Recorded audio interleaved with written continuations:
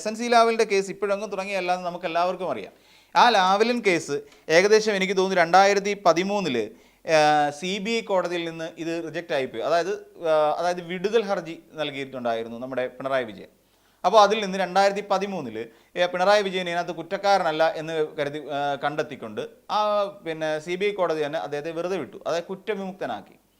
അതിനുശേഷം നവംബർ 6-ാം തീയതി, അതായത് നവംബർ 5-നാണ് CBI കോടതിയിൽ പിണറായി വിജയനെ കുറ്റവിമുക്തനാക്കിയെങ്കിൽ തൊട്ടടുത്ത ദിവസം നവംബർ മാസം 6-ാം തീയതി തന്നെ ക്രൈം നന്ദകുമാർ തന്നെ നേരിട്ട് ഒരു പരാതി ഹൈക്കോടതിയിൽ ഹർജി ഫയൽ ചെയ്തു. കാരണം എന്താണ്, ഈ കണ്ടെത്തലൊന്നും അല്ല ശരി, CBI കോടതി ഒത്തുകളിച്ചിരിക്കുന്നു, അതുകൊണ്ട് ഹൈക്കോടതിയുടെ ശക്തമായ ഇടപെടൽ ഇക്കാര്യത്തിൽ ഉണ്ടാവണം എന്ന് പറഞ്ഞുകൊണ്ട് അവിടെ ഈ കേസ് വീണ്ടും കുത്തിപ്പൊക്കിക്കൊണ്ട് വന്നു.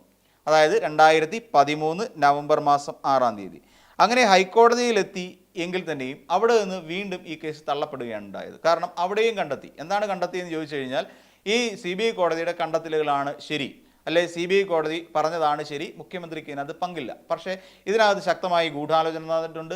മുഖ്യമന്ത്രി ഉൾപ്പെടെ, അതായത് ഇപ്പോഴത്തെ മുഖ്യമന്ത്രി ഉൾപ്പെടെയുള്ളവർ അതിനകത്ത് ശക്തമായ ഗൂഢാലോചന നടത്തിയിട്ടുണ്ടെന്നും ഇത് വലിയൊരു അഴിമതിയാണെന്നും സംസ്ഥാന സർക്കാരിൻ്റെ ഖജനാവിന് കോടിക്കണക്കിന് രൂപയുടെ നഷ്ടം വരുത്തിവെച്ചു എന്നതടക്കമുള്ള കാര്യങ്ങൾ ചൂണ്ടിക്കാണിച്ചുകൊണ്ടാണ് CBIയും ഈ കേസിനെ നേരിട്ടത്. പക്ഷേ ഹൈക്കോടതിയും കീഴ്ക്കോടതിയുടെ ഉത്തരവിനെ ശരിവെക്കുന്ന നടപടിയിലേക്ക് പോയി.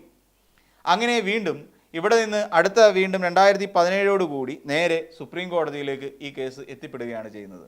അപ്പോൾ സുപ്രീം കോടതി ഫയലിൽ സ്വീകരിച്ചു. ഇതിങ്ങനെ ഇപ്പോൾ ആ കേസ് ഇങ്ങനെ മാറ്റിവെച്ച് കൊണ്ടുപോയിക്കൊണ്ടിരിക്കുക. നമുക്കറിയാം, CMRL അഴിമതി കേസുമായി ബന്ധപ്പെട്ടിട്ട് വിജിലൻസ് കോടതി തള്ളി, ഹൈക്കോടതി തള്ളി, സുപ്രീം കോടതിയും തള്ളി.